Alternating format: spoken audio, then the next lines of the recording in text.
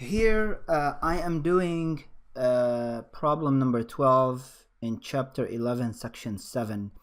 I do have a video. There's few ways to do this problem, and I have a previous recording where I showed one way before, which is this way. You can check out the video on that. In this recording I'm gonna show a slightly different way of doing this problem, which is to find the volume generated when the area is revolved about the y-axis. So this is the function here, x cubed plus y cubed equals 8.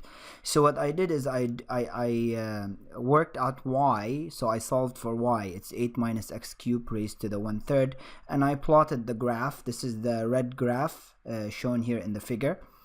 And then I'm using sort of calculus 1 method. The area is shaded in yellow, and I'm trying to take that area and revolve it about the y-axis. So I'm using the cylindrical shell method. So what I do is I take a slice shown here in green, okay, that goes through that area all the way from the x-axis up to where the graph is, the red graph is. And I know that the volume of that piece, right, if I were to rotate that little green piece about the y-axis, I would get the cylinder that is shown in blue, and that's why I call this, or in calculus 1, this method is called the cylindrical shell method. And taking that slice, we know that the volume of any cylinder is the integral of 2 pi times the radius of the cylinder times h, the height of the cylinder, times the width of the cylinder, which is dx, because I've taken that slice along the x-axis. So basically I'm slicing my x-axis along small pieces, rotating every piece about the y-axis, and summing this all up. Riemann sum all that up across the entire shaded area in yellow, and that means integrate this 2 pi r h dx all the way from the beginning of the area, which starts at x equals 0, till where the graph hits the x-axis, and this would be at 2, because as you can see from the function, if y is 0, this is the x-intercept. If y is 0, x cubed would equal 8, and therefore x would be 2. So I'm integrating from 0 to 2.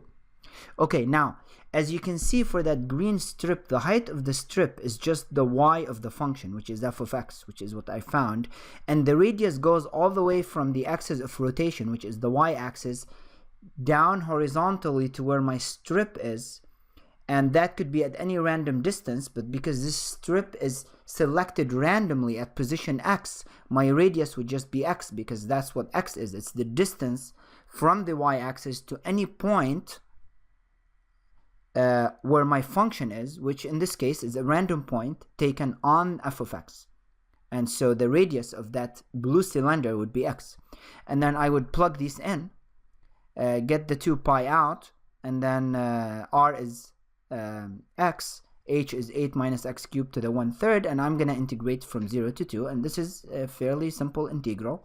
So what I did is I basically factored out an 8 to the 1/3, and the reason I'm doing this, so I can get here x cubed over 8, and then I pulled the 8 outside, so that would make it 8 to the 1/3, and then all the numbers go out. And what I'm doing is I'm using substitution, so I can call my x cubed over 8t.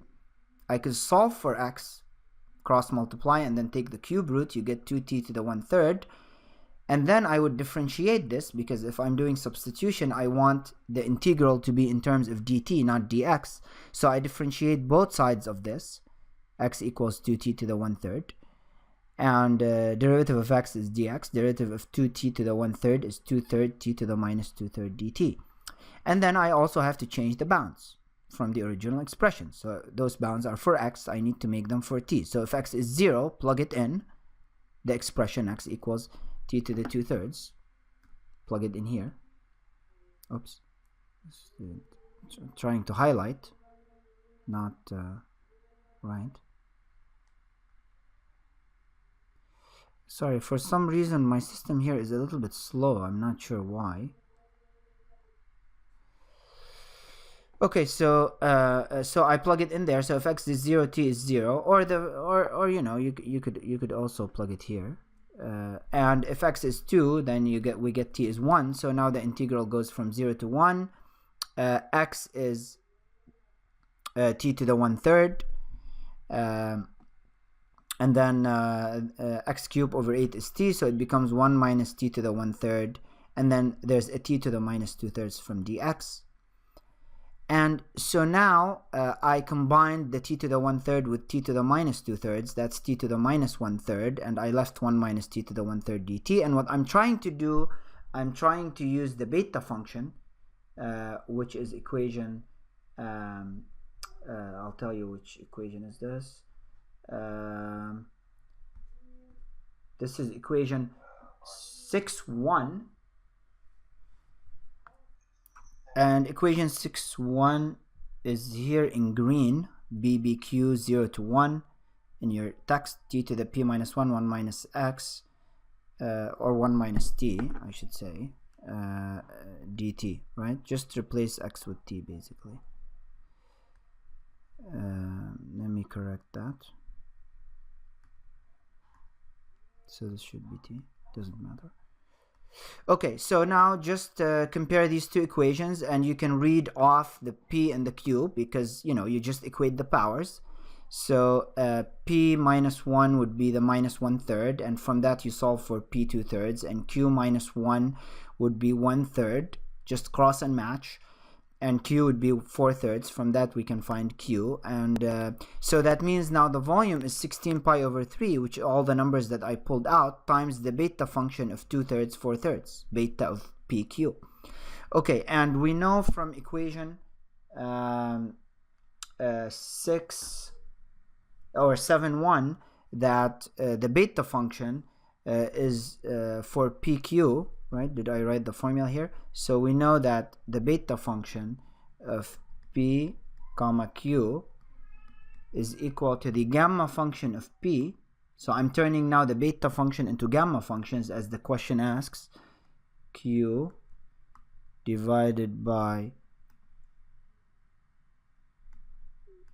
gamma function p plus q. And now in this expression, this is equation 7.1 in your book, and now so I just plug in p and q for what they are, 2/3 and 4/3, carrying the constant 16 pi over 3 with me.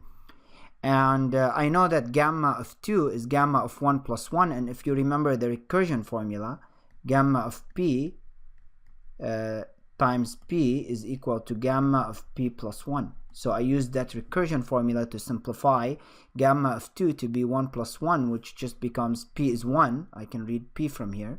This is p of 1. So this becomes p gamma p, which is 1 gamma 1, and we know gamma 1 is 1, so we get 1. And then I did the same thing for gamma 4/3 to simplify it. I broke it into 1 plus 1/3, and again I used this recursion formula to say it's 1/3 gamma of 1/3, and then I plugged those back into the volume equation. So I got 16 pi over 3 gamma 2/3 gamma 1/3 divided by 3.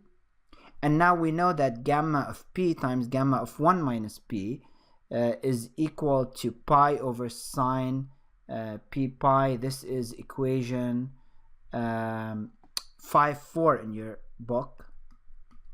Okay, and so yeah, so then gamma of 1/3 times gamma of 1 minus 1/3, right, would just be, according to this equation 5.4, is pi over sine p pi, and p in this case is 1/3, right? So this becomes sine pi over 3. Sine pi over 3 is root 3 over 2, so this becomes 2 pi over root 3.